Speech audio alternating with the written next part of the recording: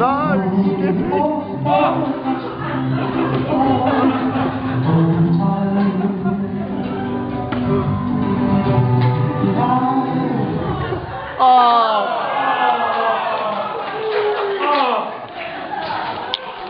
sorry, I have to continue with the rest. Okay, so the dancing may not be the best form of delivering the speech. So I will attempt the old-fashioned way. Please bear with me. In time-honoured tradition, I will try my best to give Neil the most uncomfortable 5 minutes in his life. Just for the record, the most uncomfortable 5 minutes for Rachel will be coming up later this evening.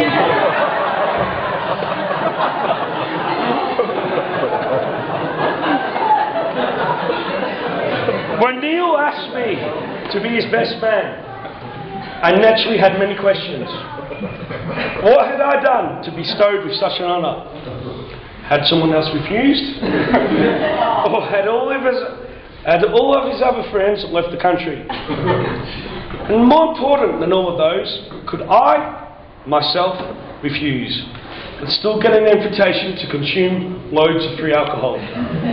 It was a risk I was unwilling to take. I first have to apologise to Neil and Rachel. 1 year ago, when they told me they were getting married, they said I needed to find myself a girlfriend to bring to the wedding. Sorry, I failed. I got bent. I met some girls, but sadly none of them came up to scratch. So if there's any single ladies in the crowd, please give me a holler. I have known Neil for over 9 years. During this time, it's actually 12, which is over. During this time, there's been highs and there have been lows. As some of you know, Neil and I moved over to London together in the early 2000s. We simply came for 1 year. And 9 years later, he is still here. Typical Australian. During our time together in London, we lived life to the fullest. As Neil's mum once said, actually, she constantly said, we had champagne taste and beer money. Well, the lack of money never stopped Neil and I doing anything outlandish. If there was a club we wanted to go to, we wouldn't line up with the peasants. We would buy champagne at ridiculously inflated prices to ensure ourselves entry. And if that wasn't good enough, we would make sure we would have the biggest cigars around and light them so people would now know who we were. Another example. We went to Nice. And to get to Monaco, there is a bus that easily transports you between these two towns. Well, this wasn't good enough for Neil.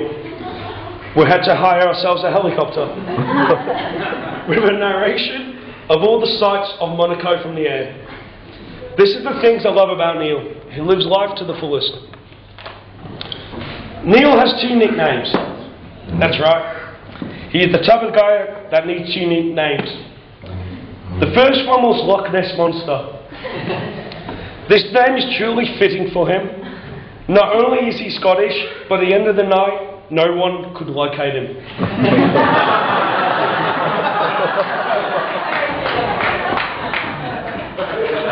The other name was Dyson, as in the vacuum cleaner. Because if you ever seen Neil eat, he literally sucked it up.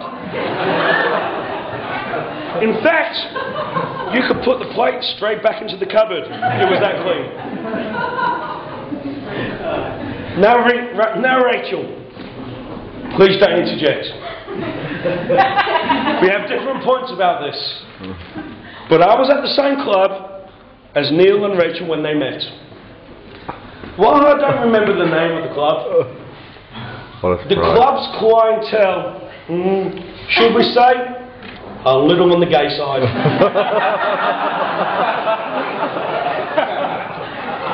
There was guys dressed as girls, girls dressed as guys, and of course, immaculate Neil with his tucked-in shirt and a huge smile.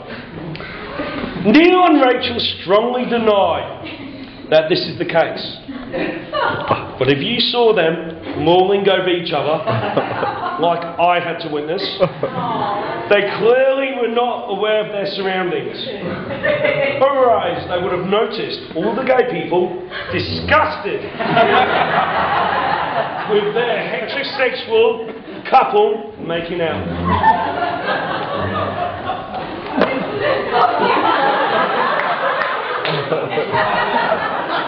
Thank you. And we verified this last night that this is the truth. Neil and I were the closest friends that ever could live. We really had to be. We moved to England together. We basically didn't have many friends between us. And so not only did we live together, we always went drinking together. Now of course, Rachel came into our lives. And naturally the time Neil and I spent together drinking was diminishing. I wasn't happy.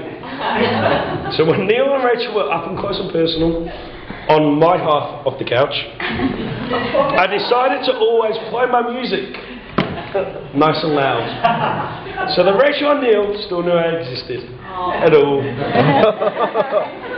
Well, of course, Rachel wasn't really happy about this, but being a true lady, she never once complained to me.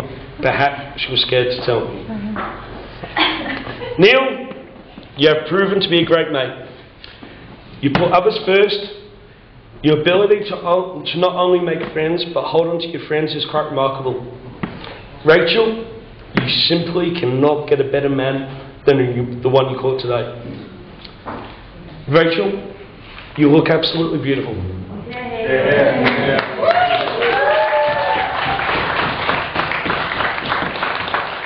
Neil has chosen well. Neil and Rachel, I would like to offer you some final advice. Rachel, in order to be happy with a man, you must understand him a lot and love him a little. Neil, to be happy with a woman, you must love her a lot and not try to understand her. Ladies and gentlemen, could you please all stand up, raise your glasses, and join in me in wishing Neil and Rachel all the love and happiness a couple could possibly have.